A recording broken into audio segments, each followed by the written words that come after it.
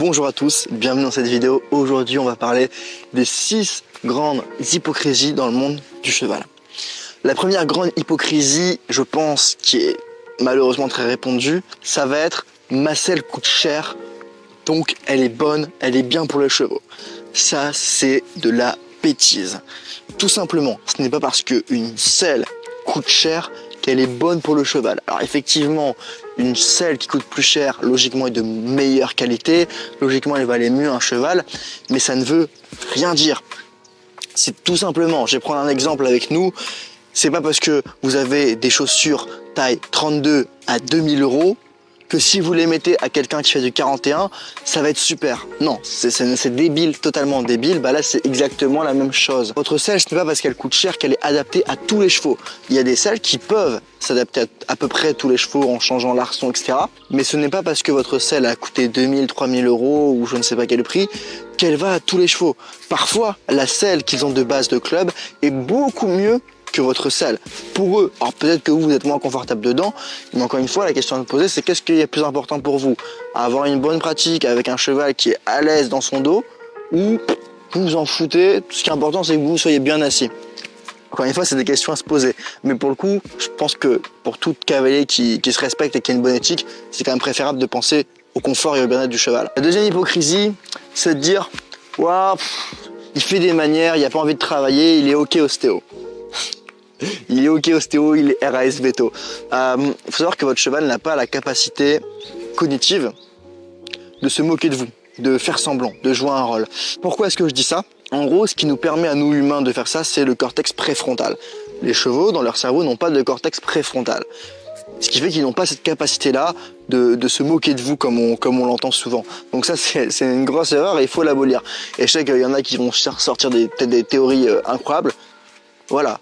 Encore une fois, là on n'est pas là pour faire de la théorie, pour inventer des choses. Ce que je vous dis, c'est scientifique en fait. C'est pas moi qui l'ai inventé, d'accord? Si votre cheval a un mal-être physique, c'est qu'il a un mal-être physique. Il faut arrêter de faire l'égoïste, il faut arrêter de faire l'hypocrite en disant oh non, il a rien, c'est bon, machin. Il y a des choses que peut-être vous n'avez pas vues. Peut-être votre veto ne l'a pas vu. Peut-être que l'ostéo ne l'a pas vu. Ce sont des êtres humains, ils ne sont pas parfaits, tout le monde peut faire des erreurs. Peut-être que même il y a une erreur qui vient d'ailleurs. Parfois, il y a des chevaux qui ont des problèmes, on cherche partout et en fait ça vient juste des dents. C'est con, mais j'ai déjà eu plusieurs histoires comme ça de personnes comme ça. Ça peut également venir des pieds, des fers. Alors je sais que il y a des gros débats en ce moment sur les ferrures. Est-ce qu'il faut ferrer les chevaux, est-ce qu'il faut pas les ferrer? Je crois que la dernière fois que j'avais regardé, numéro 1, 2, 3 mondial, en CSO, ils sont pieds nus. Encore une fois, voilà, moi ce qui m'intéresse, ce sont les résultats, ce sont les faits, et pas les théories de Jean-Michel, 40 ans, qui a fait des chevaux toute sa vie. Ce qui m'intéresse, moi, c'est ce qui fonctionne, qui donne des résultats, toujours dans le respect, dans la bienveillance, et le bien-être du cheval, évidemment. Donc dire il fait des manières, il est ok ostéo, non, il faut parfois se remettre en question, et c'est important. Et d'ailleurs, votre cheval vous en remerciera. Troisième hypocrisie, que j'ai déjà vu quelques fois, et à chaque fois ça me fait mal au cœur quand je vois ça, c'est de dire ah, il a mal, il boite, mais on va voir quand même, comme si, en fait c'est comme si on prenait votre jambe, on vous tabassait la jambe avec une batte de baseball, vous boitiez et vous dites bon, je vais aller faire un petit footing, j'ai la jambe pétée mais on va voir, peut-être que ça va se remettre tout seul en marchant.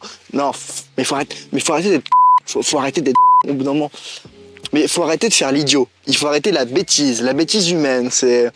La bêtise humaine, c'était quelque chose d'assez impressionnant d'ailleurs. Bref, j'ai arrêté de faire le mec sarcastique. En fait, c'est illogique de penser ça, de se dire bon, il a mal, mais on va voir. C'est n'importe quoi. Vous vous posez, vous arrêtez tout de suite, vous mettez pas la selle, vous réfléchissez, vous demandez l'avis à quelqu'un et vous ne dites pas il se fout de ma gueule, il boite parce qu'il a pas envie de travailler. On en a parlé dans le point précédent. Vous allez demander à des gens qui sont plus expérimentés leur avis. Ou tout simplement, vous vous faites pas chier et vous appelez le veto et vous allez être fixé directement sur un truc. Je comprends pas en fait ce qui se passe dans la tête des gens de ça va pas, hein, mais on va voir quand même.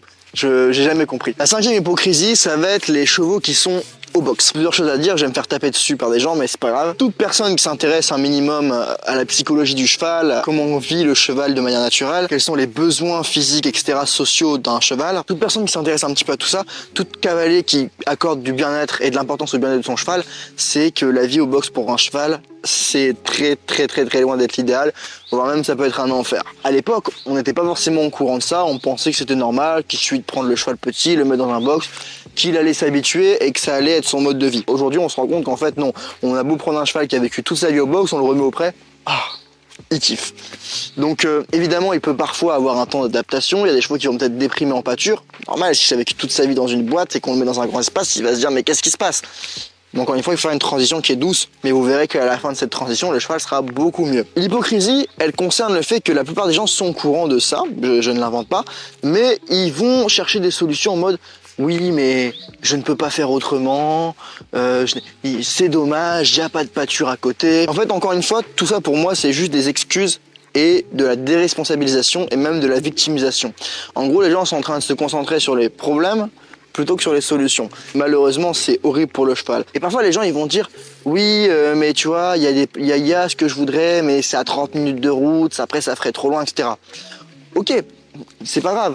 Mais ce que ça veut dire, ça, ce que ça veut dire, c'est que pour ces personnes-là, économiser 6 heures de route par mois et peut-être 100 €, c'est plus important pour eux, je répète, économiser 6 heures de route et 100 € par mois, pour eux, c'est plus important que leur cheval ait une vie épanouie. C'est exactement ce que ça veut dire.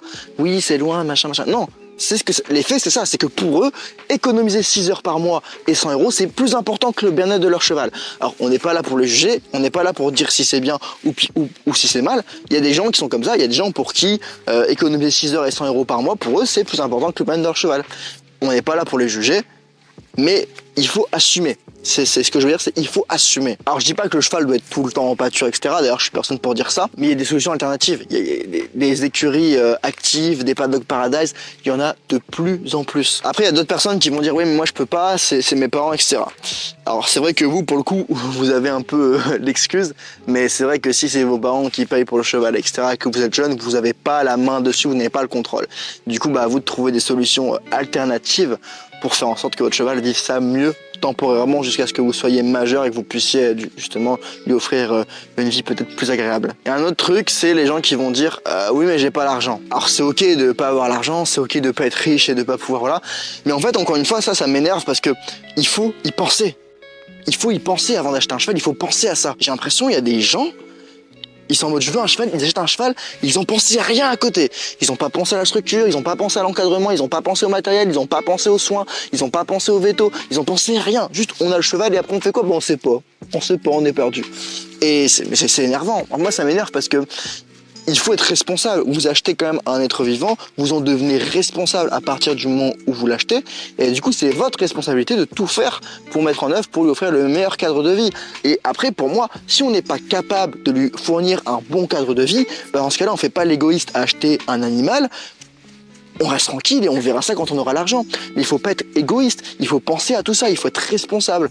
Je m'énerve un peu, mais parce que ça devrait être la base, ça devrait être normal, mais je le vois malheureusement trop souvent. La 6e hypocrisie des cavaliers, c'est de mettre un enraînement, un mort plus dur. Alors, j'ai rien contre les enraînements, attention, mais très souvent, en fait, le problème, ce n'est pas l'enraînement ou le mort, mais c'est le cavalier ou la main du cavalier. L'enraînement, c'est une aide et ça doit le rester. L'enraînement ne doit pas être une nécessité. Alors effectivement, il y a des chevaux chez qui on va mettre un enraînement, chez qui on va mettre un certain type de mort pendant quelques temps pour travailler quelque chose de très précis, mais cela doit rester, on va dire, une aide et non pas une nécessité. Votre cheval, à partir du moment où votre cheval, il est en abaisseur, en releveur, ou il a je ne sais quel enraînement toute sa vie, c'est qu'il y a un problème quelque part. Un problème d'éducation, un problème de dressage, je ne sais pas. Et après, il y a des gens qui vont dire oui, mais il est comme ça, il ne changera pas. Encore une fois, j'ai fait une longue masterclass d'une demi-heure là-dessus. D'ailleurs, je vous la mets dans la description sur le guide du cheval sensible. Dire il est comme ça, etc., c'est fermer la porte au changement. Et tant que vous serez dans cette attitude de victime, car c'est se positionner en victime, vous êtes impuissant, malheureusement, vous ne pourrez jamais arranger les choses. Voilà, c'est la fin de cette vidéo. C'était important pour moi de la faire parce que j'en ai marre un peu de voir l'hypocrisie dans le monde des caisses. Je trouve ça vraiment malheureux et ceux qui finalement en souffrent le plus, ce sont les chevaux. Et il fallait que je mette au point certaines choses. Alors dans cette vidéo, je ne vise personne. C'est pas du tout une vidéo visée. Si vous vous sentez visé d'ailleurs, c'est qu'il y a peut-être des choses à remettre en question dans votre pratique. Mais Mais voilà, c'est des choses que je vois parfois dans les concours, que je vois dans certains endroits où je vais, que je vois sur internet. Et maintenant on a cette connaissance, il faut arrêter de faire les hypocrites, il faut arrêter de faire les gens sourds et aveugles et arrêter d'être égoïste. Après je sais qu'il y aura toujours des gens malheureusement qui vont pratiquer une équitation égoïste, c'est-à-dire leur plaisir avant celui du cheval, car il doit être soumis, il doit obéir, etc.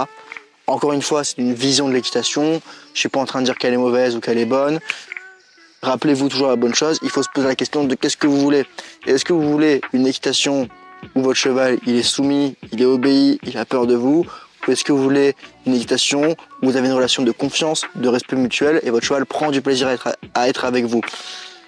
C'est encore une fois des questions à se poser. Sur ce, si la vidéo vous a plu, mettez un like, abonnez-vous, mettez un petit commentaire. Vous pouvez la partager également, ça me ferait très plaisir.